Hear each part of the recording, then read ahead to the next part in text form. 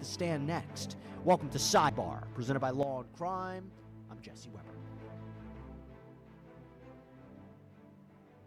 The fourth day of testimony in Sean Diddy Combs' sex trafficking and racketeering trial turned explosive as his former girlfriend, Cassandra Ventura, faced quite aggressive cross-examination about her tumultuous 11-year relationship with Combs. The defense pushed back hard on Ventura's allegations that she was coerced and abused by the fallen mogul, showing jurors old text messages and emails where the two appeared to exchange loving words, even some pretty explicit plans for their so-called freak-offs, raises the question of consent or not.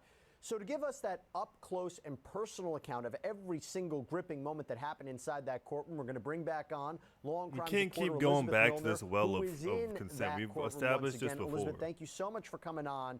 So set the scene for us. What was the atmosphere in that courtroom like? It's the emotional control she had over him. It's not when we're consensual talking in about that way. cross-examination? Did it feel different than direct examination? Yeah, for the most part, this was a day that a lot of us were anticipating. A lot of us were wondering, what is the defense going to have when it comes to this cross-examination? You know, the last couple of days, while Cassie's been under direct examination, to me at least, just kind of watching her tone, watching how she answers these questions, she really kind of seemed very compelling. She felt like a compelling witness.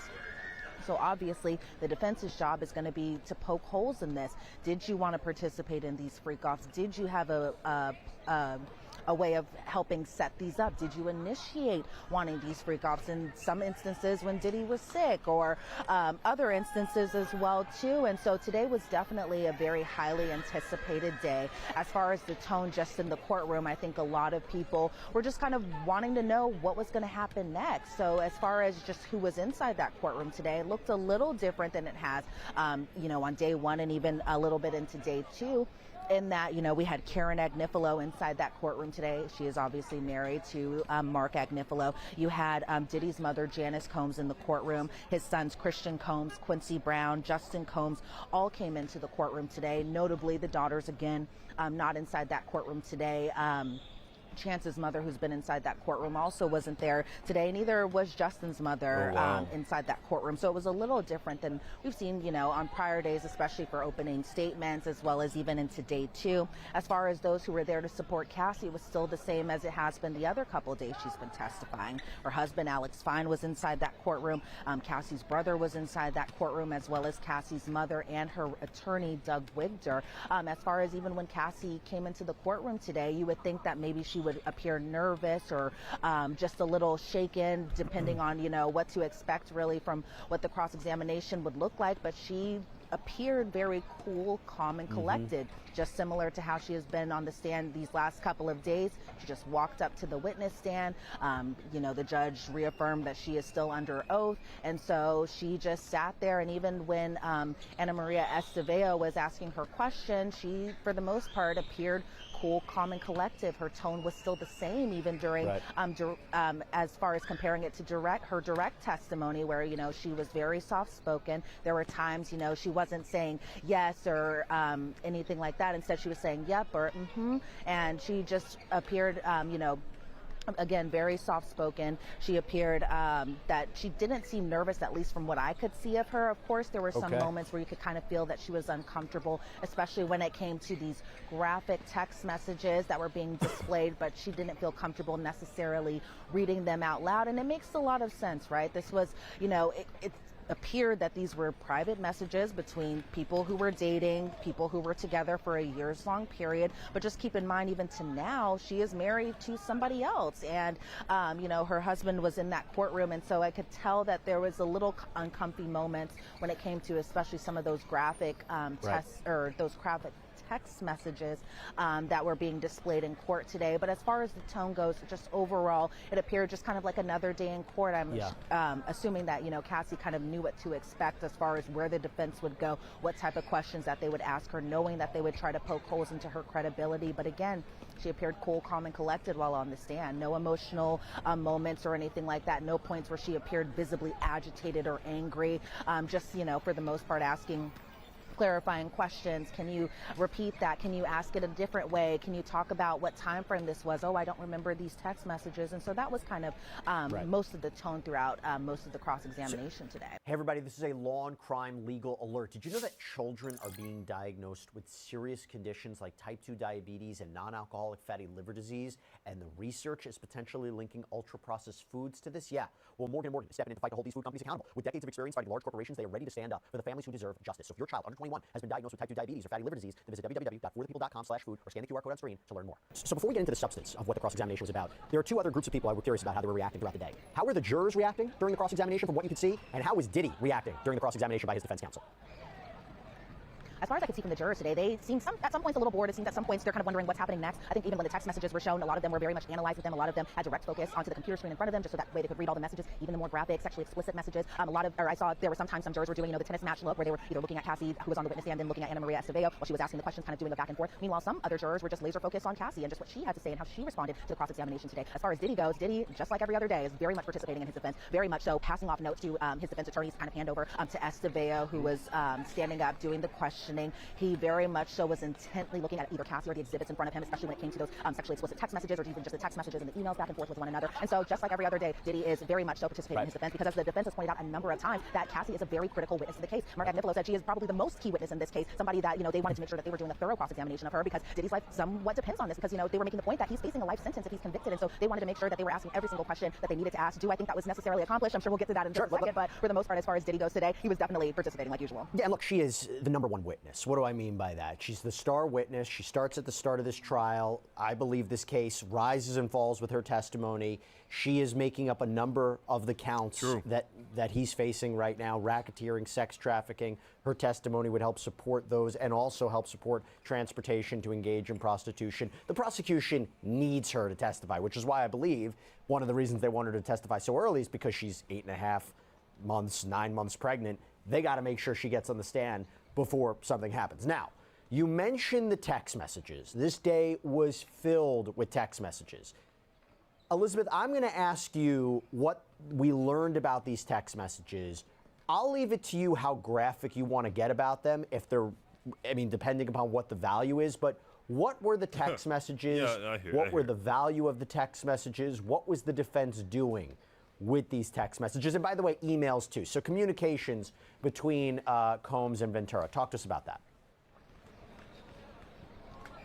Yeah, it was a lot of messages today, a lot of things that were inside that courtroom. First, starting off with messages first with Ana Maria Estevao asking Cassie, so you love Diddy? She said yes, and he loved you. She said yes. You called him Sean, you knew the real Sean, and Cassie said, can you repeat? And then along the lines answered the question that, she knew the Sean that other people didn't see. When they started getting into the email correspondence and text correspondence, they went all the way back to 2008. One email had said, I'm a very lucky woman, and I'm going to kind of paraphrase this email because there was a lot going on. Cassie said, I'm a very lucky woman, I miss you, and I'd fly wherever you needed me to. I love you. And 2008. That was still like in the early days of the relationship, yes? So a text like that would not be out of the ordinary. You can't take a text like that from that time period and apply it to throughout the entire relationship. And then she signed it off, Cass. They showed a 2009 email that Diddy had written to Cassie, and this was the baby girl and the Pop Pop email corresponded and nicknames that they had for one another. Diddy said, I love you so much, it makes me cry. And then Cassie responded, you hungry, Pop Pop. And so I think what the defense was trying to do, at least with these initial messages, is just kind of show that there was love and there was affection there. But just think about these time frames and these dates. This was around the time that the two had first started dating, and I felt like it kind of played into what she had said under her direct testimony, that she did care about Diddy, that she did love him. She's been very honest about that, that she felt like the two were in love, especially at the beginning of her relationship. And that's the thing. She also was very honest about it from the beginning. She didn't hide those facts. So then bringing it up again just to re-question is like, I already admitted I loved the guy. What? I admitted I loved him after he fucking assaulted me. Like sexually assaulted me during the whole closure thing. Like, what are we talking about? We're wasting time. Not you, but them in court. It's really annoying. There was one message from 2010. Cassie wrote, going to sleep, so tomorrow will be faster, and kind of saying, tomorrow will be faster so I can see you soon. Diddy responded, I love you so much. I never knew it could be like this. Cassie responded, I'm so happy we're so in love. There was another message, this one from the year prior. Cassie saying, I love you so much. It made me feel like I can't wait until we just don't care anymore. And Cassie was pretty much saying that this was because she wanted to be open about the relationship, because the defense was trying to point out that Cassie and Diddy, for about a 2-year period, they weren't as open with their relationship, and that Cassie essentially just wanted to be public. Again, something that kind of corroborated her under direct testimony, where she said that she just, was in love with him and just wanted to be with him at all points, all the time. A lot of just I love you back and forth, again, just kind of trying to establish that these two were in love, that it wasn't forced or fraud or coerced or anything like that. Then we get to the love. Well, the love was probably coerced, but the love is the problem that led to the abuse and the quote-unquote coercion, right? She was so young and she was so, like, I can't go over the whole thing again, but, like, I hate when people try to do that, right? You can't blame somebody, someone so young, for, like, being so emotionally attached to somebody like that. You can't expect like victim blame someone like that to this degree. It's insane. Message around August 5th of 2009, Diddy asked, when do you want to freak off? Cassie said, I'm ready to freak off, LOL. Diddy responded, you tell me the date, you choose. And then I'm paraphrasing right here. She had responded, I feel like a Friday would be best. Diddy responded, also paraphrasing here, Friday it is. Maybe we can get Jules here. Jules was an escort that they had used very often in their freak offs, according to her testimony. He was brought up a number of times, and notably he was the escort that was inside that hotel room during the 2016 Intercontinental Hotel incident. There were other messages that went into, Diddy had a subject line that said, what are you thinking about? And then Cassie responded in a very kind of sexually explicit way that I'm not going to repeat on air. You could definitely feel like I was kind of peeking into what their history was like, especially in those intimate moments, and how the two would correspond about wanting to be with each other in an intimate way. And so a lot of those messages were displayed in front of the jury. The jury saw them. Us in the gallery, we saw these messages as well too. There was a 2009 email that Diddy had wrote to Cassie saying, I want you to feel safe to let go. And Cassie wrote, I like that. I want to give you the same. In order to be more open with the things that we do in bed, I need to feel safe like home. Like this is my husband, and this is the only man that will ever have this aggressive/sexual side of me. I'm nervous. I'm just the girlfriend that you get your fantasies off with, and that I just don't get that other part. And then she wrote ... anymore, at least. And she kind of, at least to me, in my perspective, appeared a little apprehensive about doing these freak offs. She was asked by the defense, do you have a fear that you guys wouldn't go public, you guys being Cassie and Diddy? And she said, I guess she thought about this. Again, this was around that 2009 timeframe when the two were still kind of under wraps there. But she said that the freak offs were kind of an integral part of her relationship, and that essentially she just wanted more. There was a part where they had talked about her 21st birthday. Her 21st birthday is pretty... To be around him, as she said yesterday, or the last time I watched it. She would just do this stuff just to be around him, just to make him happy. Right? And soon after, like she just said, she even back in 2009, she was like, I don't want to be something you just get a thing of. Like you know what I'm saying? She didn't want just the sex, she wanted to be with him. But he just wanted to use her as a fucking toy. And a punching bag, apparently. Important because that was the first time the two had kissed. That's the first time that she had kissed Diddy, because remember she had met him 2 years prior to that time. She said that this was again at her birthday. Big names, like a name that we had seen in the People and Places list from jury selection. Dallas Austin was at her that birthday party. Britney Spears was at that birthday party, and they were all brought by Diddy. She was asked about her financial situation around that time, and she said essentially she was doing well. She was modeling, she was doing other things, and then they kind of touched base a little bit about her prior relationship even before Diddy, and that was with a producer named Ryan Leslie. And around this time frame, because Cassie was still in a relationship with Ryan at this time, the defense was trying to paint it as when you had met Ryan, he was 10 years older than you at this point of time. And I kind of looked it up. Diddy and Ryan Leslie aren't necessarily close in age. I think Ryan Leslie's still in his mid-40s, whereas Diddy's in his mid-50s. So there's a little bit there, but I could kind of see where the defense was trying to go and trying to paint it as that you kind of get with older producers, with older men, and that could possibly kind of help you with your career. Then we saw an email from 2007 where Cassie had wrote, we really had 1 week of each other just together, and I can say it's been the best and the worst. The defense asked her about her relationship with Diddy. Has it always been complicated? And she kind of affirmed that a little bit. She said she thought Diddy at first was actually more interested in her friend Carrie Morgan, somebody that's been brought up a number of times during the testimony. And so as far as a lot of these messages, part of it, and I was sitting inside the gallery today, I was kind of like, where is this going? They were just reading text after text after text. It was bunches of pages, to the point I think the judge was kind of like, why are we, we need to find a better system of getting Cassie to read these messages so that way there's not a holdup, because it was just so much messages to the point where sometimes you were trying to connect the dots and wondering what's happening. And so the presentation was a little messy on my end, at least from what I could see, that I was just kind of like, where is this going? And there were just so many points that I felt like they could talk about instead of these messages, but it seemed like they wanted to get in front of these messages, provide context that Cassie was actually in love, that at times that she had set up these freak offs even on her own, at times when even Diddy was sick. And so these messages were just all over the place. And they keep trying to do it. Their whole defense for this entire Cassie situation is that it was consensual. But again, there's a line between kinky consent and a fucking problem, right?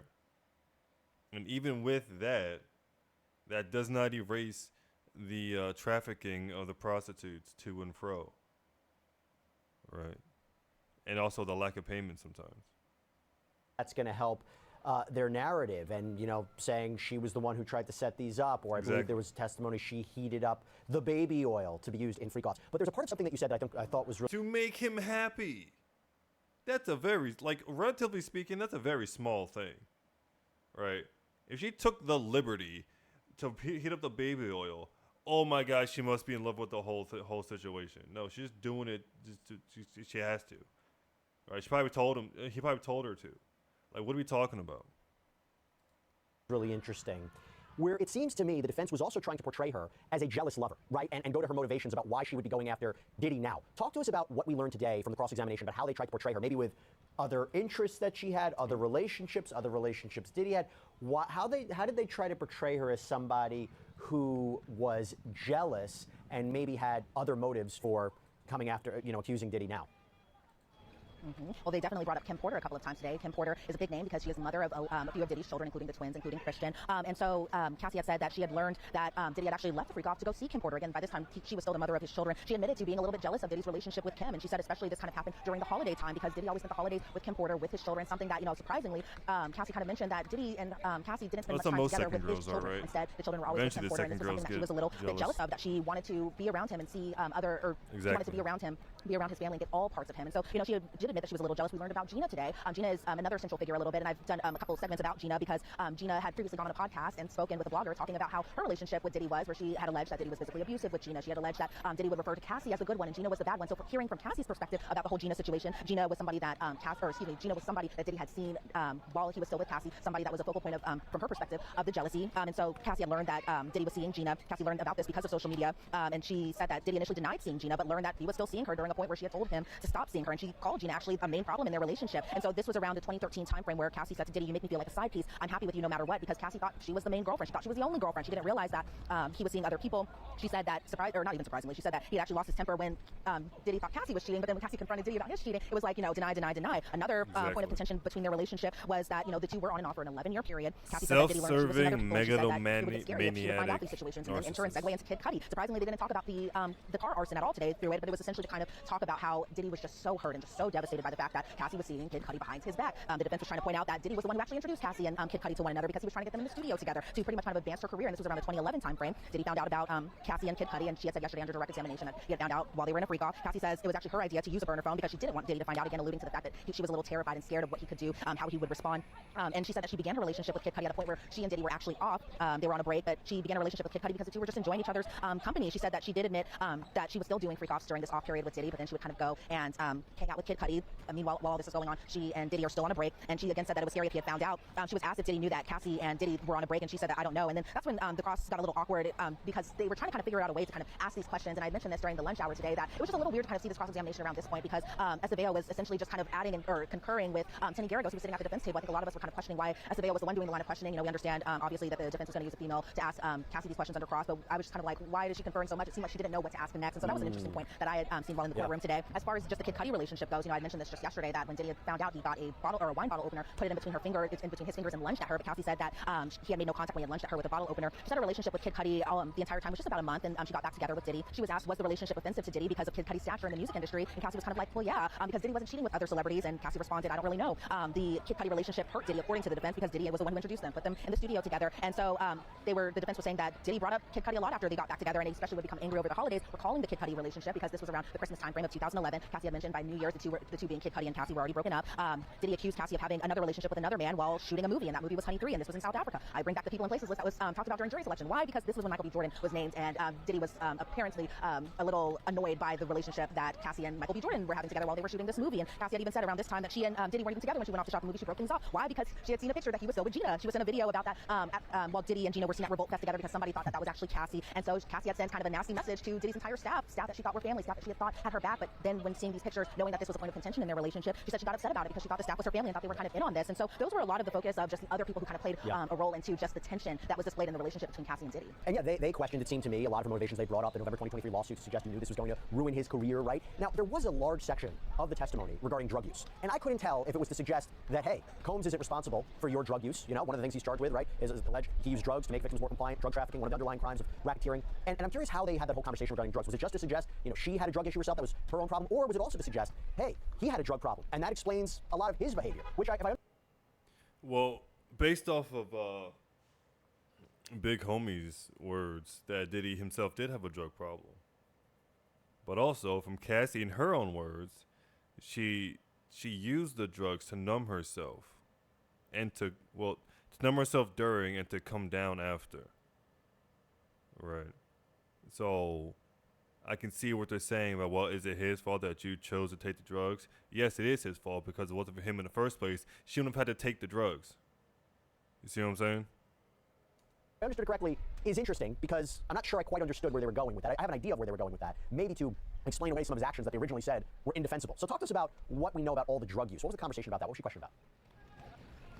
Yeah, the drug use was also pretty prominent, especially during the afternoon portion. She was questioned, and I feel like the questioning along the lines to your point, Jesse, was trying to paint her out to be kind of this drug-addicted person during the time frame. They were questioning her, did she use drugs when she was with Diddy? Did she use drugs without Diddy? Did she use drugs when she was with her friends? Oh, do you not remember these questions or these answers because you were addicted to drugs around that time period? And so there was a point where Cassie had said that there was a time that Diddy didn't want Cassie to do drugs, even though she still, or even though that Diddy still was. The defense says Diddy didn't want you hanging out with a certain friend. The friend's name was Bonna. Bonna's also a pretty important name to the story. I'd covered her when she had filed her civil claim against Diddy. Bonna was allegedly hung outside of a balcony by Diddy when he was going through a rage period, something that Cassie had talked about in her direct testimony to yesterday. The defense was trying to say, well, you and Bonna, you guys did a lot of drugs together, and Cassie at this time was saying, she was doing opioids. Meanwhile, Bonna, according to Cassie, provided these drugs like opioids, and while Bonna did cocaine, according to Cassie. Cassie had said that Diddy was pretty explosive when he found out that Cassie was taking his drugs, and Diddy had actually contacted drug dealers to Cassie at this point. The defense was trying to paint it out that Diddy was just worried about her health. That's and that funny. She was taking a lot of drugs including ketamine, GHB, MDMA, ecstasy. They talked about the Cannes Film Festival trip where Diddy had squeezed Cassie's leg so hard that a bruise appeared on her whenever she was taking pictures on red carpets, and he had squeezed her leg so hard, according to Cassie, because she had taken drugs from him. And then there was an interesting point that was talked about in 2013 where the defense was saying that Diddy overdosed on drugs after a freak-off. Diddy was hosting a party at a Playboy mansion. Cassie had actually taken him to the hospital, and that's when Cassie had learned that he had overdosed. There were a lot of points just throughout her testimony today where, again, the defense was trying to ask, do you remember when this happened? And she would respond, I don't necessarily recall. And then the defense would ask, is it because you were on drugs during this period? And she was very forthcoming. I did have a problem. She did try to seek out help a couple of times, and then she just kind of went back to, again, that same kind of lifestyle. But to her point during her direct testimony, she was saying that she used these drugs to cope with just having to do these hundreds and hundreds of freak-offs, some that would last for days at a time, some that could last for a long period of time. But I thought it was interesting, the whole drug conversation today, mainly because they even discussed withdrawing from drugs, especially because of the amount of drugs that both Cassie and both Diddy were taking, and even kind of insinuating that the reason that everything had happened at the 2016 or happened at the Intercontinental Hotel in 2016 was because just a few days earlier than that, Diddy was sick, and they were saying, the defense was trying to paint it as Diddy was sick because he was going through withdrawal, and that made him agitated, that made him irritated. Meanwhile, at the same point, they were trying to say Cassie was insinuating doing these freak-offs, kind of making it seem like she was asking for what had happened to her as far as just him being so aggressive and violent with her, because again, we've all seen that surveillance video, but I definitely think the defense was trying to paint it as Diddy was going through withdrawals at this point, and that's why he became agitated and irritated, and that's why he had attacked her on that day. It's something that, it shocked everyone when we had seen that video. Still shocking seeing it inside that courtroom. They didn't show it today during the cross-examination, but they definitely were talking about the 2016 incident, especially towards the end of the day today. Yeah, I don't quite buy that one, right? The idea he was going through withdrawal kind of explains what happened in 2016. Didn't you say in the opening statement that video was indefensible? I feel like they might have stretched a little bit too much there. But look, the text messages, the conversations, communications, not ideal for a prosecution case. Not the end of the case, but not ideal for a prosecution case. So it's kind of a mixed bag in terms of how much the cross-examination helped the defense. I will say, I thought it was interesting, real quick on this, Elizabeth. Didn't they say, hey, how the prosecution was insinuating Diddy had all control over every aspect of her life, including her appearance? Well, the defense, didn't they seem to suggest, no, there might have been legitimate feedback he was giving, right? Yeah, definitely. They were trying to paint Diddy, kind of talking about his stature within the industry, essentially, saying that, Diddy was somebody who had a lot of reign in terms of the culture. A lot of people sought out his advice. A lot of people went to him for fashion advice. So they were trying to make it seem that, Cassie, from her perspective, was saying that Diddy controlled every single aspect and manipulated every single aspect of her entire life. Meanwhile, the defense was trying to say, look, it wasn't just you going to Diddy for fashion advice. It was other people who were interested in taking fashion advice from him because, again, of just how big his stature was. At the time, they were saying that he did so much for the culture and that he, started a line like the Sean John line, and that was a very popular fashion line. And so the defense was, again, Is that enough to be like, nah, he's a good enough guy, right? He made Sean John. He's been giving fashion advice. People come to him for stuff. Who the fuck cares? Like, really? They're clothes. Who fucking cares? There's plenty of people who do good things who don't do shitty things behind closed doors. We don't need them. Get them gone. trying to make it seem that this wasn't manipulation. He didn't control what you wore, but you would ask him, do I look good in this? What do you think of this outfit? And so, yes, to your point, Jesse, the defense was definitely trying to poke those holes into where they needed to poke them to kind of make the argument that this wasn't manipulation, this wasn't coercion, and this was something that two people just do normally in a relationship together. So that brings us now to scheduling, right? So we are not done with the cross-examination. It's going to continue tomorrow, but Judge Arun Subramanian not happy about this, right? So two things I want to end on here. Talk to us about what the whole conversation was in court about actually scheduling Cassandra Ventura's testimony, and I believe we may have an answer as to who is going to be the next witness, who is a major witness in this case. Talk to us about it. I definitely think so. So during the lunch hour, I was talking about how the defense was saying that they needed an entire day of more cross-examination to a point that they could carry this all the way out into Monday. This was something that the government was visibly annoyed about because they were like, we had this scheduling talks for weeks, not even just weeks, but months, and they were trying to make the argument, they being the government, that they had known all along that Cassie needed to be off the stand by the end of the week. So they didn't appreciate that the defense was trying to drag this over into Monday, and so they came up with a solution essentially. That's definitely what they're trying to fucking do. Cross-examination beginning tomorrow will take up half the day, should wrap around the lunch hour. There's still a few more hours of cross-examination to go through. As far as the redirect goes, the government. Because this whole episode from yesterday is just pretty much recapping what happened the day before. The cross examination, which is, yes, you're supposed to, but like They hung on this shit for so long, the one topic for so long. Like they're trying to draw out the clock so bad and get it fucking thrown out somehow or something, because this is ridiculous. These defenses are absolutely. That's why I want to hear it. I want to hear them say this shit. And so she should be one of the next witnesses. If she's not directly after Cassie, she'll be the following witness for sure. Yeah, and Elizabeth, I don't know if you have the answer to this. I'm not entirely sure. Is Dawn Richard one of the named alleged victims in this case? I say named. They're all using pseudonyms, except for Cassandra Ventura, maybe one other. Do we know if she's one of the alleged victims in this case that makes up sex trafficking or racketeering or anything like that? I'm not necessarily sure, and that's mainly because when the prosecution was giving their opening statements, they had talked about the alleged victims, one being Cassie, one being Jane, that we presume to be alleged victim number 2, and then they were even talking about Mia, somebody who had worked for Diddy for a while, somebody that, according to the prosecution, Diddy allegedly sexually assaulted Mia while the two had worked together because she was somebody on her staff. So I'm not entirely sure if Dawn Richard is one of the victims that have been talked about, especially in the superseding indictment, but I definitely think she'll also be a very key witness in kind of piecing together her decades-long friendship that she had with Diddy, as well as just kind of how he was even just in a business aspect and a professional aspect as well, too. And I think she was a witness to some of the allegations of Cassandra Ventura. And if I'm right about that, that goes to further corroboration. So it's not just the security guard who testified. It's not just the male performer who testified. Now you'd have Dawn Richard, who I think I'm right? I think she had testified. I think she had alleged before that she witnessed alleged abuse of Cassie at the hands of Sean Combs. Yep. Yeah, she did. In her civil claim, she alleged that she had seen Cassie with visible injuries on herself. She had said to Cassie that, according to her civil claim, that she had just wanted Cassie to be safe, essentially. She had said that she saw one instance where she was at Diddy's home. Cassie was cooking breakfast, and Diddy threw a hot frying pan at her head. And so I definitely think she will be another central figure in kind of verifying Cassie's claims, especially the physical abuse that she endured. Not so much, I believe, about the freak-offs and that extent, but definitely as far as the physical abuse goes, I think she'll be another key witness to kind of verify Cassie's claims. And that would make sense she didn't know about it, because what we heard today was Cassandra Ventura was not very open about these freak-offs until she ultimately filed her lawsuit. Elizabeth Milner, thank you so much, as always, giving us play-by-play, detail-by-detail. Yes, thank you so much. I appreciate you. But Jesus Christ, I knew they were going to try to push this, like every little thing they can. But they can't. Especially with her giving her testimony first. There's no way he has any sympathy left. Even if you're going to just bring it down to the isolation of just this trial and now any prior knowledge of who Diddy is or who he was throughout the years. Listen, there's no sympathy left for this guy. I don't think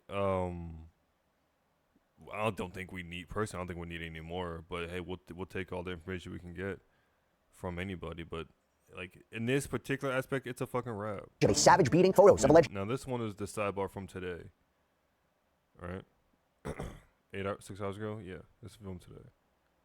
Injuries and disturbing accounts of alleged sexual exploitation, abuse, and humiliation. A lot for the jury to think about. But after week 1, who's winning? Welcome to Sidebar, presented by Law&Crime. I'm Jesse Weber. Well, it has certainly been quite the week in the Sean Diddy Combs trial. Actually, it was the first week. It was week 1 in a trial where he's facing racketeering, sex trafficking, prostitution charges, a trial that could end possibly in his conviction and possibly a sentence of life in prison. That's what we're talking about. Opening statements, witness testimony, pictures, videos. There was a lot the jury saw so far in this trial. Here's the question, though. After week 1, who's winning? Who's winning the case? Now, obviously, I have to give the caveat. It is impossible to know that exactly. It's impossible to know what the jury is thinking about. But from a legal point of view, I want to try to dig into who may be winning. We're going to go through all the major moments this past week. And to do that, I want to bring on former Palm Beach County State Attorney Dave Arenberg, who I love having on. First thing I'm going to ask Dave, though, is before I even get into the Diddy conversation, Dave, because you are a multifaceted, multi-talented individual, tell everybody where they can find you and all the different programs you're hosting. Jesse, it's always good to be with you, man. I have a show on Legal AF, so that's on YouTube. It's called Legal AF. I do periodic case reviews of intersection of law and politics, and occasionally true crime. So find me there. Also, I'm the managing partner of Dave Arenberg Law. But most importantly, I'm a guest on Sidebar. There you go. I might check him out later. All right, so Dave, I am not going to ask you yet. I'm not going to ask you right now. I'm going to save it for the end who you think won week 1. We'll talk about that. And yes, I know that rhymes. That'll be my last question to you, but I want to go through this step by step. So to be clear about something, at the time of this recording, this is before the testimony wrapped up on Friday. So just keep that in mind. But we have a great sense of the whole week in general. So let's start off opening statements on Monday. Now, it started with Assistant United States Attorney Emily Johnson explaining to the jury that Combs allegedly committed 20 years of crimes and that he had a team to help him. Bodyguards, chiefs of staff, assistants. These are crimes like kidnapping, arson, drugs, sex crimes. In fact, here's a quote. For years, the defendant used his inner circle and his company's resources to sexually exploit multiple women, including women he forced and manipulated into having sex with male escorts, meaning men who the defendant paid to have sex with women while he watched. No matter what, the defendant and his inner circle made sure he got everything he wanted. Many times that involved committing crimes together and then covering up those crimes. She went on to say, let me be very clear on this next point. This case is not about a celebrity's private sexual preferences. The evidence will show that the sexual conduct at issue in this case was coercive and criminal because the defendant made women have sex when they did not want to because he threatened them. Let me make it very clear next point. This case is not about celebrities' private sexual preferences. Thank God someone's fucking said it who's not me. Because there is a line between kink and fucking mental disorders. Them. He drugged, he lied, and even used violence to make them do it. And she talked about the multiple alleged victims in this case, like Cassandra Ventura, who we're going to talk about a little bit later because she testified this week. An unidentified alleged victim known as Jane, a single mother that prosecutor said this person was coerced into freak-offs. There's also Mia, Combs' apparent former employee, who will apparently also testify that she was allegedly sexually assaulted. And by the way, you know we plan to cover every aspect of this Sean Combs criminal trial for you. And one of the reasons we can do that, one of the reasons we can keep bringing you this content is because of the incredible support that we get from our sponsors like Upside. Now, Upside is great. It is a free app that gets you cash back when you buy daily essentials. So I pump my gas, I can use Upside. I go out to lunch, I can use Upside. Get something at a convenience store, I can use Upside. And why not get cash back when I do all these things, right? This is real cash back. It's money that appears in your Upside app that you transfer right into your bank account. So once you have the free Upside app, you claim an offer for whatever you're buying on Upside. You pay as you usual using a debit credit card. You follow the steps on the app, you get paid. Big So homie saying what he said about Diddy might getting off in his opinion makes me a little bit worried, but I truly don't think by the end of these 8 weeks that he's going to be in their opening statement. I know off. opening statements are not evidence, but man, oh man, are they important. Tell me, do you think the prosecution delivered? Yes, I thought they were great. I feel like even if they don't get him on a RICO, there is enough of everything here with the videos and all this stuff to put him away for something. Put him away for something. Put him away for fucking for parking ticket or evading taxes. I don't fucking care. Just get him out of here. Make sure it's all of it's exposed, but also get him the fuck out of here for anything. Anything at all. The prosecution did what they needed to do in the opening statement. I thought it was really important for them to distinguish between weird sexual conduct, which the jurors probably just can't even comprehend, this kind of freak-off stuff, from the actual crimes here. Because it is Diddy's defense that, hey, sex isn't illegal. Domestic violence is illegal, but he's not being charged for that here. So at worst, it's a domestic violence case. Kick it back to state court, let them deal with it, case dismissed. So I thought the prosecution did a really good job in keeping the jurors' eye on the ball. The only thing I'm saying is, and I did a previous sidebar on it, it felt... Well, if you can take it back to the state court, then he can still be put away for domestic abuse then, right? If they're not going to get him on a RICO and a federal, they can still, again, if what he just said, to bring him back to the state level and get him on domestic abuse. But then again, Cassie accepted that money, right? So she can't sue. But others possibly could. I don't know. I gotta look into that. But personally, I don't think we'll need to do that. But if we have to, I'll look into it. Felt to me, they spent a lot of time explaining to this jury why this is a crime. And let me tell you, racketeering, sex trafficking, very complicated. I try to explain it to people about what this case is about. They can't understand it, and that's no fault to them. But when I try to explain, okay, look, you're dealing with sex trafficking, so you're dealing with somebody who was allegedly harbored, transported, maintained for the purposes of commercial sex work, something of value is being exchanged, and force, fraud, or coercion were used, that's confusing. When I mentioned racketeering conspiracy. Is what Cassie said so far, and her witnesses, and the testimonies from the actual prostitute who were there not enough to fit any of those descriptions? That there was a criminal agreement to further nothing's being decided yet, so I guess it doesn't really matter. But like to have it still be a question is kind of insane to me.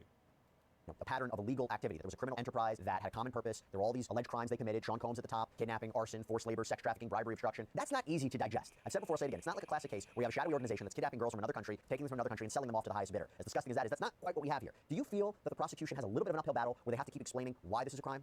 Yes, and that's why they took so much time to do that in the opening. And I thought that was smart to do so. There's an old adage in politics. When you're explaining, you're losing. Not quite the same in the law, but it is true that if you have to spend all your time trying to explain complex charges, that's not ideal. You would rather just make it like, hey, we all know why this is a crime, obviously, and the stuff is horrific, but they do have the shock factor on their side. And just the images and the descriptions and the baby oil and all this stuff that comes out, the urination, all this stuff is gotta be so shocking that I do think that helps the prosecution. The other thing that helps the prosecution is that their key witness, Cassie, and I know we'll get to it, is 8 months pregnant. I mean, if you want a sympathetic witness, put someone 8 months pregnant on the witness and talking about how she was sexually assaulted. Good for the prosecution. Real quick, before you go to the defense's opening, are you saying that there could be a chance the jury decides this case not on the black letter law, not on meeting the elements, but because they're so angry and they're so inflamed at what they're seeing day in and day out that they want to hold Combs accountable? Because he could have sexually assaulted Cassandra Ventura, he could have beaten Cassandra Ventura. It doesn't necessarily mean it's sex trafficking or racketeering. I'm going to get to the defense's opening statement, but I agree with you. There are really despicable things that are being alleged here, and again, we'll get to her testimony. But are you saying there's a chance the jury could be persuaded by emotion? Absolutely. Jurors come from their own world experiences, their life experiences, and they come in here and they hear about the celebrity doing these shocking things. And yeah, they may just say, let's punish this dude. On the other hand, the defense is aware of that too, and they have the same strategy. If you can tarnish the key witness, then maybe.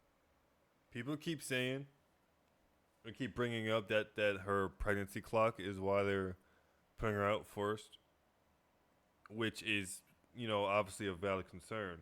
But no, they're putting her out first to absolutely destroy his sympathy. There's absolutely no sympathy left for this man. Even to begin with, there wasn't, because of that video. Even if Diddy paid off Cassie, that's going to be in people's minds. It doesn't matter. But having her go first is going to compound that, and throughout these next 8 weeks, it's going to keep coming up again and again and again. It will never leave people's minds throughout this entire trial. So he has no sympathy ever. The jurors said, hell, both of them. I'll play you both houses. So as we know, jurors are not supposed to make a decision based on emotion, but you said they're human beings, it happens. So let's keep that in mind. Now let's go to the defense. So the defense opening statement was from Teddy Garagos, and she characterized the case as the following. Quote, Sean Combs is a complicated man, but this is not a complicated case. This case is about love, jealousy, infidelity, and money. This case is about voluntary adult choices made by capable adults in consensual relationships. This case is about those real-life relationships, and the government is trying to turn those relationships into a racketeering case, a prostitution case, and a sex trafficking case. It will not work. Now Garagos emphasized, even if it is your kink to swing, and you go get a prostitute and bring it back, that's trafficking of a prostitute for sexual purposes, is it not? Am I misunderstanding what that is? Because you can definitely separate the two. Just because it's a kink doesn't mean it's gonna be passed in law if that kink involves something illegal? What the hell are we talking about? That this is about Combs' private sex life, swinger parties. That yes, It's a very hot button fucking question, but like pedophilia may be considered a kink, but it's also illegal, is it not? Combs was violent. That yes, he had a temper, but domestic violence is not sex trafficking. Dave, turn it over to you. Did the defense, did they do a proper job of at least trying to say to the jury, hey, listen, what you're about to hear, doesn't amount to the crimes that he's being charged with, and everything was consensual? Yeah, I thought this case has been really well lawyered up to now. I really do think You can consensually buy a prostitute, but it's still trafficking and prostitution. By the definition as I understand it. Like, what are we talking about? both sides did what they had to do. I thought the defense focused the jury on the actual charges. It's interesting how they said that it's a complicated relationship and not a complicated case. That goes to what you were saying earlier when you're explaining, like the prosecution was, all the details, why this is so complicated. Then, yeah, that's tough. That's trouble for the prosecution. The defense is saying, we've got simplicity on our side. All you have to know is there are a lot of relationships like this. They don't end up in federal court. So I do think both sides did what they needed to do. My it's the ad's testimony blocking that leads me, I'm not going to say which funny. side won the week yet, but it's the testimony that leads me to conclude which side is ahead. Oh, I wonder which side. I wonder which side. All right, well, here's the thing. The fact that they owned up to the violence, right? They didn't explain away the 2016 tape of Combs appearing to beat up Cassandra Ventura. They said it's indefensible, although I'll get into that a little bit later because I think they almost provided a defense to it. But they said, look, he was angry, he beat her up, but these aren't state-level charges. These are very specific elements. I think this case is all going to come down to closing arguments, personally. I think it's all going to come down to closing arguments and how it's articulated. But they're ignoring the violence, prostitutes. that's a bold strategy, and I wonder if that could potentially backfire. Yeah, bold strategy, Cotton. Jealousy. They ignore the See how he's grabbing her prostitutes. cell phone, and it's a cell phone issue, not a human trafficking issue. It had nothing to do with the freak off, whereas Cassie was saying it's because of the freak off. So that's important, but the video speaks for itself. I mean, people lie, video does not. And Diddy forever had denied everything against anyone until that video came out. Then he had to come clean and say, okay, that happened, but nothing else did. Everything else lied, but that happened, and here's why it happened. That video is going to be etched in the jurors' minds. It is so powerful, so devastating to see her there lying on the floor after a brutal beating. I do think that emotion can get involved, and if jurors are confused about the charges, state versus federal, they may just default back to that video and say, I don't like this guy, guilty. Well, and we'll get into this when she testifies, but the idea, yeah, you know, like I said earlier, there was a threat on you. Well, if I didn't do what he wanted. And what's been a problem throughout this whole thing is finding a jury who doesn't know about Diddy. There is no one in the world, or at least in America, who can be in an American, jury that doesn't really know about Diddy like that. You know what I'm saying? Even if that video last year or so was the first time you saw Diddy in your life, now you still know about Diddy. That shit was huge. Come on now. Exhibit A. Look at the 2016 tape. Okay, so now I want to move on to the first witness, Israel Flores. So this is the hotel security guard who responded to Sean Combs' assault on Cassandra Ventura in 2016. Testified that Combs had this devilish stare on his face when he responded to the incident. That Combs tried to allegedly bribe him with a wad of cash, saying, "Don't tell nobody." That he saw Cassie with a purple eye. That he filed a report, but didn't call police. Recorded the security video on his cell phone to show his wife. Even said at one point that he pinned Combs up to the wall after Combs allegedly grabbed another security guard's phone. I thought that he was very, very interesting there talking about it. But under cross, they basically said, Combs never attacked you. You didn't report it to the police. Why didn't you put certain things in your report? I believe that was part of his cross-examination. Do you think he was valuable to the prosecution? Yes, because the more they talk about that video, the better it is for the prosecution. Although the defense scored points because they couldn't show that that incident was directly related to a dispute over the freak-off. It could just be a domestic violence incident over a cell phone. That witness really didn't help when it came to why that incident occurred. And it is Diddy's counsel's theory that it only occurred based on basic domestic violence, and this is not a domestic violence case, so you should just delete that from your mind, the whole incident. But jurors can't delete it from their mind. The more that the prosecution gets to talk about that video, the better it is for the government's case. But didn't he help prove bribery as an underlying predicate crime for racketeering? And correct me if I'm wrong, in order to be convicted of racketeering conspiracy, the prosecution has to have the jury agree to 2 underlying predicate crimes, right? So whether it's kidnapping, arson, forced labor, sex trafficking, bribery, destruction. I mean, if he's saying Combs offered him money to stay quiet, and you're saying that Combs is operating this criminal enterprise where he engages in pervasive abuse of women and uses his money and his power and his resources and his staff to cover it up, was it a bribe, was it not a bribe? I don't know.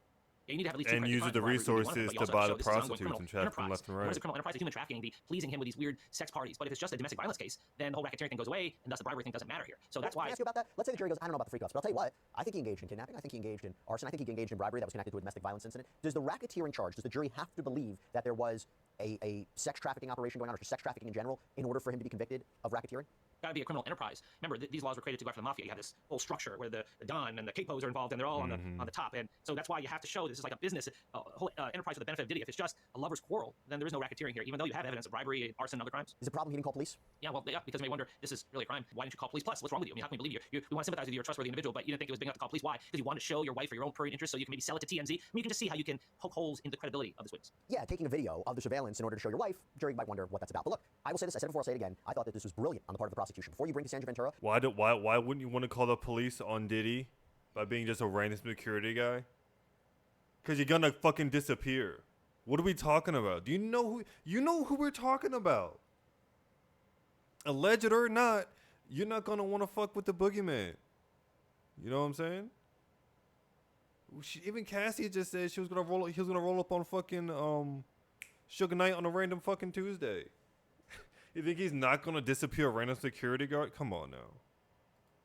You bring a witness to talk about the 2016 tape, corroborate her story about being attacked, allegedly sees her with these bruises. Again, I think that is an important witness, just as important as Daniel Phillip, the next witness who took the stand. So there were two witnesses who testified before Cassandra Ventura. I think that's really great. And I said before, but remember when Cassandra Ventura filed her lawsuit in 2023, she laid out a lot of allegations. It was hard to know whether or not they're real or not, what do we take away from them. As soon as that tape came out, it changed the whole game. It not only corroborated that part of her lawsuit, but it arguably corroborated everything she was saying. So to begin with the videotape, to begin with the security guard, I think that's key. And then you go to Daniel Phillip. So this male performer talks about being paid to have sex with Cassie, that Combs was directing their sexual performances, testified about rubbing baby oil, role-playing, Combs pleasuring himself while this is going on, recording them, red couches, Astroglide, lubricant, that Combs was dressed up in a bandana covering his face. It was very detailed. He also testified that he observed Cassandra Ventura on drugs, believes that he heard Combs slapping her, saw her being dragged by Combs, her allegedly saying, "I'm sorry," Combs allegedly throwing a bottle of liquor at Cassandra Ventura, Combs taking a picture of his ID for insurance. Was that a form of intimidation or not? And on cross-examination by Sean Combs' defense counsel, he was pressed about inconsistent statements to authorities about whether or not he was a stripper or dancer when he was assigned to perform for Ventura and Combs. Both. Transportation to engage in prostitution. That he didn't even want money during these encounters. Quoted as saying, "In my head, I was just excited. I was in this world and happy to be involved with people of such notoriety." He expressed his feelings towards Ventura. Quote, "If she ever gave me a chance to date her, I absolutely would have." And he testified that Cassandra Ventura paid him, right? So Dave, reliable witness, valuable witness, who did he benefit more, the prosecution or the defense?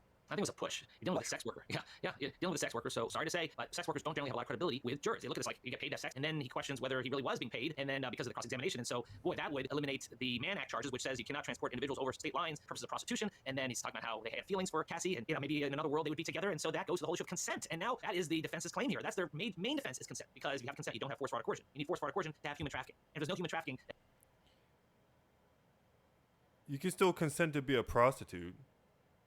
You can consent to be, if you are the one being the prostitute, and you guys like, "Hey, I'll give this money if you get in this car, we can go." You're like, sure, that's still consent, but still also prostitution and trafficking. Cassie paid him, even if he didn't want to get paid. He was just there for fun. Cassie still paid him. And remember, the other guy on stand, or might have been the same person at some point, said that sometimes if he didn't want to, if he danced but didn't have sex, then he wouldn't get paid. Right? That's just like a whole part of the fuckery of the thing, right? That's not consensual. That's just fucking, like, there's a lot of shit to untangle, but you can't keep ignoring, like, you gotta talk about both of them at the same time, unfortunately. I know I hate doing that, but, like, it's still, you kind of can't separate them, or it's gonna get lost in the fucking sauce. and the whole racketeering thing sort of falls apart. And so that's why I don't think this witness was great really for either side. I think the prosecution was able to score some points with him. Probably On the other wasn't hand, their the best cross-examination witness, was powerful enough that I would call it a push. Well, I'll tell you what, it's interesting you say that, because we think there's going to be multiple alleged escorts or male performers or dancers who are going to take the stand too, so that'll be interesting. Okay, now let's move on. Big witness of the week, Cassandra Ventura. Star witness for the prosecution, alleged victim number one. Her direct examination, meaning being questioned by the prosecution, lasted 2 days. She testified about being coerced into freak-offs, these elaborate sexual performances done for Sean Combs' pleasure that began during the first year of their relationship, these voyeuristic sexual episodes where she would perform sex acts and have sex with paid escorts in front of Combs, including when he pleasured himself. They are at the center of the racketeering and sex trafficking charges that, despite her objections to the freak-offs, sometimes, by the way, even documented in messages to Combs, she claimed she was forced to partake in them. She testified how Combs beat her up. This, too, was apparently documented in photos. There is, of course, the 2016 hotel incident. She describes horrific episodes, including her being forced to be urinated on, that she had to partake in freak-offs while having UTIs and sores in her mouth, that Combs used security and assistance to help him, including tracking her down, punishing her, that he would videotape freak-offs and leverage them against her, including one incident where he allegedly showed her on a plane these tapes, or tape, essentially intimidating her, and then right after, allegedly pressuring her into a freak-off. She testified the freak-offs happened in all different cities, frequent, weekly, so transportation element important for sex trafficking. She identified a bunch of escorts. She talked about the environment she was around, alleged violence, that he had guns, and she ended her direct testimony talking about how Combs allegedly raped her. Dave, how effective was her testimony for the prosecution? Her direct testimony was extremely powerful, not only with her words, but also the fact she was 8 months pregnant. The defense knew that was trouble for them, so they asked the judge to keep her in the witness box, so to conceal her stomach from the jurors, so that when the jurors walked in, they would not see how pregnant she was. And the judge said nope. And so she walked right by the jurors on the way to testify. The jurors got to see her 8 months pregnant. They got to see her emotional. They got to see her ask for breaks. There were some tender moments. I mean, her voice, apparently, according to all observers, is pretty tender, and she comes across really sympathetically. Now, I do think that the prosecution probably could have done a better job taking the sting out of what would come out in cross, where you saw that some of those text messages back and forth were mutually raunchy and showed consent for at least some of the freak-offs. I think the prosecution in direct could have gone into that more to eliminate the surprise, because she came across so well in direct, and then I thought it was left up to the defense to tear her down, and I think, at least in part, they did. So we're going to talk about the cross, because look, I think they tried to build up a little bit. Or at least she did. She goes, look, I engaged in freak-offs voluntarily at the beginning to make my partner happy, and then it escalated. Now, I think from a legal point of view, and correct me if I'm wrong, these are the ways I think she helped the individual charges. So sex trafficking, there was a charge dedicated to victim one, sex trafficking. Physical injuries, blackmail tapes, the plane incident, allegedly controlling her life, her career, her appearance, the freak-offs in multiple locations with paid escorts, the acts during freak-offs. I mean, how could someone agree or consent to urination, or having to do freak-offs with UTIs and sores in your mouth? The idea of, you talk about the payment of these escorts, or an escort being used in multiple locations. I like the way that sounds is like, how can someone do that? You can still do that, right? But because she loved him, or depending on the time period, either because she loved him or it was her job to do so. You know what I'm saying? Transportation to engage in prostitution, and for racketeering, when she testified that there would be assistance and people who would help Sean Combs cover up the freak-off events and try to track her down. Those are the ways I think she specifically helped the prosecution at those charges. Would I be correct in thinking that way? Oh, absolutely. And she was their most important witness. She connects all the dots. for all the charges. And without her, there wouldn't even be a case. And it was her civil lawsuit against Diddy that was settled by Diddy within a day that led to She's the just criminal charges. So I censored. agree with everything he said. And the prosecution did try to take some of this thing out of what would come across. I just think maybe they could have done more on that. Well, let's talk about the cross, okay? So, the cross by Anna Estevao, one of Sean Combs' lawyers, confronted Ventura with text messages and emails that she sent to Combs, seemingly encouraging and wanting these freak-offs. Ventura wrote in one text from 2009, I'm always ready to freak off, LOL. Baby, I want to FO so bad. So 2009, early in the relationship. That she heated up the baby oil. She goes to buy candles, or at least said she was going to go buy candles, that she was instrumental in setting all this up. More texts expressing their love for one another. I love you so much, it makes me cry. This is a text message from Combs. Love my baby. I love you so much, it consumes my life. How did it happen? That's Combs writing Ventura. Ventura responding, I wondered the same thing, who I was before we decided to be together. So you're seeing this kind of loving relationship, that there was jealousy in the relationship, that she was jealous of Kim Porter, that she needed attention, that she had a burner phone when dating Kid Cudi to keep it from Combs, that Diddy suspected she had a relationship with Michael B. Jordan, that she filed a lawsuit against Sean Combs, the one we know in November 2023 that was done to ruin his career. So you have love and jealousy fueled their relationship. You have cross-examination alleged inconsistencies in her statements, that she was the one who was doing drugs and that Combs got angry at her for taking drugs without him, that there was no drugs in the baby oil. So it kind of pushes back on the drug trafficking claims of racketeering and claims that he would drug alleged victims to keep them compliant. On cross-examination, it was also argued that maybe he wasn't controlling her life by talking about her physical appearance, but giving her legitimate feedback, that he was a fashion executive. Dave, did the defense have wins here? Oh, absolutely. I mean, I thought the defense did a really good job because you have to be very careful when you cross-examine a sexual assault survivor, especially one who's 8 months pregnant. But the woman who did it did an excellent job. She even complimented the witness, saying, "You're so beautiful." I mean, wow, I thought that was weird. I thought that was weird a little bit. No. Yeah, but then Cassie said thank you, and it was a really weird moment. But I think that it showed that the defense was rather they were erring on the side of too much deference to her, being too kind, which I think is okay because it's a very touchy area. She's a sexual assault survivor. She's a domestic abuse survivor. She's 8 months pregnant. She had all the sympathy of the world from the jury. So you come in there, guns a-blazing, you're going to get bit. Was it the idea that you're so beautiful, you're so charming, you're manipulative? Do you think that's where they were going? I saw some people on that, and perhaps I sort of think this is a way for the defense lawyers to win over the jury because it's not just the defendant who's on trial. Really, it's the defense lawyers too, because if the jury does not like the defense lawyers, they're not going to like their client. So if they like the defense lawyers, they're a lot more likely to like their client. So I think they were just playing the game and knowing that Cassie had a lot of sympathy amongst those jurors. So they were trying to poke holes without offending the jury's sensibility. So I thought they were effective at it. And I think that they were able to score points in showing that not only did Cassie consent at some point to the freak-offs, but also help organize it, buying the candles, setting it up. And I think what they did here was to tarnish Cassie enough that perhaps they could put some reasonable doubt in at least one juror's mind. All you need is one, and it's a hung jury. And that's what they're trying to do. Maybe have a juror think, oh my gosh, both these guys, they're living in this weird world. Anybody who thinks that is fucking paid off. That is an insane thing to actually think. What are we doing here? There's plenty of doubt. Essentially, as I said earlier, like borrow a phrase from Shakespeare, a plague on both their houses. Now, overall, I think Cassie did extremely well, but the defense definitely did score points. I do wonder if the defense went too far, maybe in the wrong direction at one point. So there was all this discussion about I didn't see it. I wasn't there. He kind of admitted the same thing in his 2024 Instagram apology video about the 2016 tape, saying he was messed up. And I think this is where they were going across, that his withdrawal symptoms maybe made him prone to anger. And leading up to the 2016 tape too. Which would be interesting, because didn't they say in their opening statement that tape, what he did on the tape was indefensible? I wonder if they went too far there.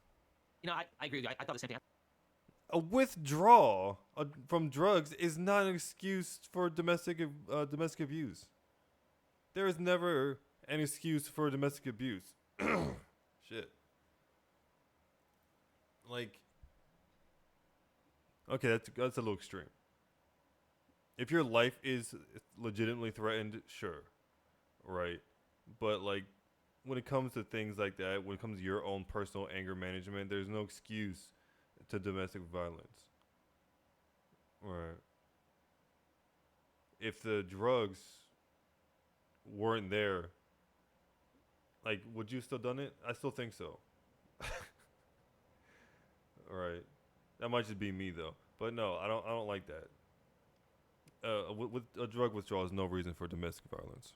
I don't know which way the drug abuse goes, because the drug abuse is not a defense to human trafficking and freak-offs and racketeering. A drug defense is maybe a mitigating factor. If this, that's like saying, it's like always forgiving your stepdad for abusing you, but just because he was drunk, he didn't mean it. The fuck we talking about?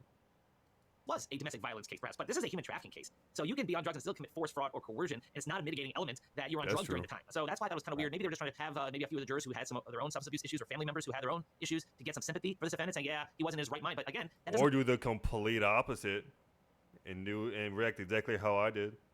Negate the elements of these crimes. I will say the judge wanted to ensure in every which way that Cassandra Ventura, the pregnant Cassandra Ventura, finished up her testimony in the first week. I mean, even the prosecution, they filed a letter with the court saying, this happened last night, that they wanted the court to jump in and to stop the cross-examination by 4:30 p.m. Friday. And again, Judge Jeroen Subramanian himself expressed frustration at the possibility of her testimony continuing to next week. Yeah, man, you're lucky I'm not in this fucking jury. This is what was going to happen. You're not this is the only time that this witness was going to be done I would ever do jury duty. It's interesting to see what will happen. Again, at the time of this recording, she hasn't wrapped up her testimony. And before I ask you the $1 million question about whether or not volunteer for jury duty. at the time of this recording, we believe Dawn Richard is expected to testify next. And this is a former member of Dandy Kane, filed her own lawsuit against Sean Combs. She allegedly witnessed the alleged abuse of Cassie. What can we expect from her testimony? And do you think this is a wise witness to bring on next? Yeah, you need corroboration. After the defense scored points against Cassie, you need corroboration to show that Cassie's story is the one to be believed, and that you can have a complicated relationship, and you can even consent perhaps at one point and be in free calls, but then you can also withdraw that consent, and you can say no. And that's where the defense is going to try to cloud themselves, because they're going to try to say it's either all or nothing. Once you consent, once you're in this weird relationship, you can't come back and then decide that you've changed your mind because it wasn't clear to Diddy. You have to make it absolutely clear, and it was never clear. It's complicated. Whereas this other witness may say, no, it was clear. She didn't want to do it. She expressed it. Diddy knew it, and he used violence. He used force to compel people to do what he said. So I now ask you the million-dollar question. Who won week 1 of the Sean Diddy Combs criminal trial? Prosecution won week 1. They had their best witness, person who's the key of their case, and she came out really well. The defense did score points, and so it's not a knockout. If this were a boxing match, I'd say the first round goes to the prosecution, but there are many rounds to come, and because it was not a knockout, I think it's going to go up to the scorecards at the very end, and so anything can happen. So I hope you got me back, make a prediction. It probably will go to the very end. Who's going to win this case now? And I said, you can't tell the first week. Right now, to use another sports metaphor, prosecution is ahead in the clubhouse. You know, it's interesting, and trying to read the jurors, Elizabeth Milner, our reporter, came on yesterday and said, at one point the jurors during cross-examination of Cassie looked kind of checked out. It's impossible to read. They could be tired. They could be like, oh, I've heard this so many times. I get the point. It's impossible to know. But I think it is an interesting legal exercise to have right now after week 1 to try to make sense of the wins, the losses for both prosecution and defense. Dave Arenberg, great seeing you. Thank you so much. Oh, my God. So lucky. So lucky. Actually, well, I'm probably lucky I'm not on this fucking jury, because I would not be able to keep my mouth shut. Can we clap it up for the court artists? Yeah, the court artists are doing amazing. 169, that's crazy. The best channel on YouTube, Jesse. Yeah, it's good so far. Very, very straightforward, very informative, very clean. Feels kind of like old school TV. Do you ever sleep? Probably not. All right. Now, we got some Merzig to get to. Apparently, Joey Badass got the finals for Rayvon. And then this nigga fucking Ass Chike responded to Joey Badass. And then fucking Reason as well. So we have a full fucking night, and we got a full fucking fight. I'm still waiting for daylight to come out, even though like it just hit midnight. Well, not really. It's about half an hour to midnight, but I was on a rhyme scheme. All right. All right, let's get these fucking bars. New York City. It's good. New York City. Stand up. I'm back. That's right. Stupid, are you dumb? Look, six, nigga, Joey and what kind of top dog is you? You more shit shoe. You was cloned in the lab, dog. You artificial. You known for your label, not because you're artificial. And I ain't gotta talk about I broke you artificial. Cause when I send shots at you, it be hard to miss you. Ain't gotta load a magazine just to press this issue. In fact, these ain't even to press this issue. That's hilarious. Be hard to miss you. Ain't gotta load a magazine just to press this issue. In fact, these ain't even shots, they miss you. Trying to outclass a badass, so I gotta dismiss you. You all bark, no bite, but hit dogs, gon' holler. Caught a couple strays, now it's time I put them on the collar. I let them rock while I charge them for top dollar. You the next nigga getting you all shots, they miss you. Trying to outclass a badass, so I gotta dismiss you. You all bark, no bite, but hit dogs, gon' holler. Caught a couple strays, now it's time I put them on the collar. I let them rock while I charge them for top dollar. I let them rock while I. That was pretty good fucking. The next nigga getting dropped off a top roster, and I'ma be the reason. Okay, bet you sick dog looking for beef with a seasoned vet. I euthanize sick pups, nigga. You gon' see. You barking looking up for beef with a seasoned vet. He's still in the fucking dog scene. Pups, nigga. You gon' see. You barking up the wrong tree. Think you fucking with me? It's about time, top. Let your ass off for the leash. Signed for 5 years, yet your biggest moment for me. Can't nobody name a single song you ever released. Even Crash Out wasn't your original beat. Every time I just said that. I fucking said that yesterday, the day I fucking heard that fucking song. The fucking whole time, whatever the fuck this fucking song called was. I criticized that song because it was too reminiscent of TV Off and Kendrick's General Flow of fucking GNX, and I also referenced that exact thing. He used fucking the Heart Part 6 on Crash Out. I'm like, it's a cool beat, but I just heard that shit a million times on my own. I need you to give me something different. And he didn't. And Joey fucking noticed that shit too. Get him the fuck out of here, boy. That shit was not good enough. Let's go on time. Why don't you get your ass back in here, boy? Me, It's about time, top, let your ass off for the leash. Signed for 5 years, yet your biggest moment for me. Can't nobody name a single song you ever released. Even Crash Out wasn't your original beat. Every time Joey drop, you see he eats. I did more for you than the whole of TDE. It's too bad, nigga, you should have been signed to me. Somebody tell Top we about to start TDEs. Funny how they gotta use the pro. This nigga said TD East. He said TD East. Somebody tell Top we about to start TDEs. Funny how they gotta use the pro name for promo on the low though. I really think you niggas is homo. The way you let that dick sit in your mouth. This that same dick licking I was talking about. You niggas will do anything for the clout. Crash out over niggas who won't even let you in their house. I bet you ain't even got his number. It's funny how the Durst is being disguised as. I gotta put it back. Would you hold on? I sent you something in Discord that he just tweeted recently. Just like, oh wait, Joey Badass. I need to fucking follow him on fucking Twitter now. God damn it! I'm trying to do like 8 different things at one time. I need to like start following rappers and shit. Let that dick sit in your mouth. This that same dick licking I was talking about. You niggas would do anything for the clout. Crash out over niggas who won't even let you in their house. I bet you ain't even got his number. It's funny how the Durst is being disguised as hunger. Should've sat down, been humble, but now. Did you just say that Rayvon does not have Kendrick's number? Did you say you ain't never hit that Rayvon ain't never been in Kendrick's house? Crash out over niggas who won't even let you in their house. I bet you ain't even got his number. It's funny how the Durst is being disguised as hunger. Should've sat down, been humble, but now I gotta sun you. This little ray of light will be the biggest shine of your whole life. I don't just flow, I talk to your soul on the mic. You don't want smoke with me? Please just give me a light. You need me to buzz, I'm light years beyond Ray. Want me to engage, so you mention my fiance. Clearly I ain't scared to get in the ring. I mean, even Javante had to fight a couple bums just to be king. Fuck around, leave me no choice to slave on sugar. Hold on, I get the cold double. Talk about his wife. I'm not afraid to get in the ring. Like I'm not afraid to be married. What the fuck you mean? That's grown man shit right there, bro. Clearly I ain't scared to get that light line is hilarious. I mean, even Javante had to fight a couple bums just to be king. Fuck around, leave me no choice to slave on sugar in your tank, but you ain't no sugar ray. You give me no choice but to slave on. Fuck around, leave me no choice to slave on sugar in your tank, but you ain't no sugar rave on. Gave on, keep ain't punching no sugar up ray. with them pillow hands. You ain't even the middle man, you just a little man. Fuck with my feet, we throw hands like Ray Man. You ain't no Ray Liotta, how much you made, man. Said I wouldn't talk about your pocket, but hey man. Throw hands like Ray Man. Oh my god, you know what I was thinking of? I was thinking of Ray Charles. Throwing hands like piano keys. I was like, wow, that's a pretty sick bar. But no, he's talking about Rayman, the fucking video game, because he doesn't have arms, it's just hands. So he's just literally throwing his hands. That's crazy. I just gave you a triple. I hope you know that, Joey.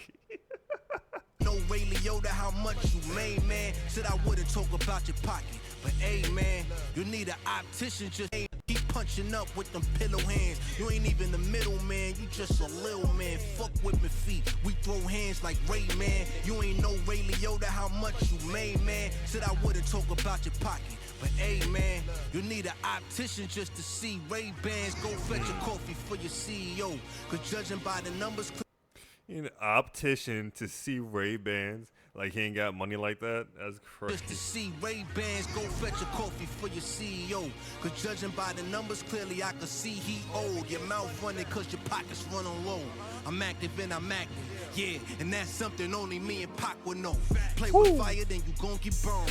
Listen and learn, kid, you was better. He said me and Pac know that. He didn't say you know that, nigga. Me and Pac know that. The fuck out, my guy. Joey has been around for a while. I don't know why people think he ain't been around for a while. For your CEO, cause judging by the numbers, clearly I can see he old. Your mouth running cause your pockets running low. I'm active and I'm active, yeah, and that's something only me and Pac would know. Play with fire, then you gon' get burned. Listen and learn, kid, you was better off as the intern. Something like better that, get yeah. a mascot. I've been a beast with these flows, nigga, you can ask that. Illuminati part 2, yeah, that was my last shot. And it's the difference between that and rollers back, let's be clear. I salute you, Kenny, but I know you unaware. You looking for some competition, then just know that I'll be right here. Woo! Straight like that. Look, yeah. Slime nigga rap. And you know what? It wasn't disrespectful. He said, competition, I'm right here. He didn't say fuck your baby mama. He said, you want the competition you're looking for? I got you, bro. Whenever you ready. He's really pushing past these other niggas, bro. He been down here swatting these motherfuckers for like the past like half year or so. But like he's really just like pushing past like you, Kenny, like whenever you're ready, bro, let's go. Cause these niggas ain't doing it. Live and direct. I'm back. New York City. You are now rapping. What? He deleted Capital Steez from his Instagram. Why would he do that? That don't sound too nice. Then he said Steez in my arm, we came from Capital. Why would we take his picture down if he has this on his arm anyway? What the fuck? With your badass. You gotta love it. Yeah. That's right. Joey Bryson. Yeah. Dog, I'm really gonna need you to like keep an eye on the music world as we're watching it. Cause I feel like something else is gonna drop tonight. By the time I get these next two songs, and if so, we'll be here for like another hour and a half. What we got? Newest. Kendrick's in 6, Joey 8. Wait. Oh, Nick's in 6. Okay, so I cannot read. Nigga has Beast. Nigga, I can't. Why'd you do these 5s? They better rap playing. NC2 New York. They stand in Joey Pro era. Yeah. I'm not convinced. You're not convinced. Absol verse on the cipher was light years beyond this. Absol's verse on a cipher, may have possibly been better than this. I haven't stacked them, but was it better than Joey's on the same cipher? That's what matters. Like if you're gonna compare these two, compare them they're on the same fucking thing right there. Don't bring it out to here. But whatever Absol does next to this, not what they were on to at the same time, nigga. The fuck? Shut up. Stupid ass. Apparently now it's game time with the nigga Ass Chike. As far as I know, I've never heard this nigga. Apparently from what Big Ty Dolla says over there, he was on Kendrick's album. Maybe I recognize the voice. Who knows?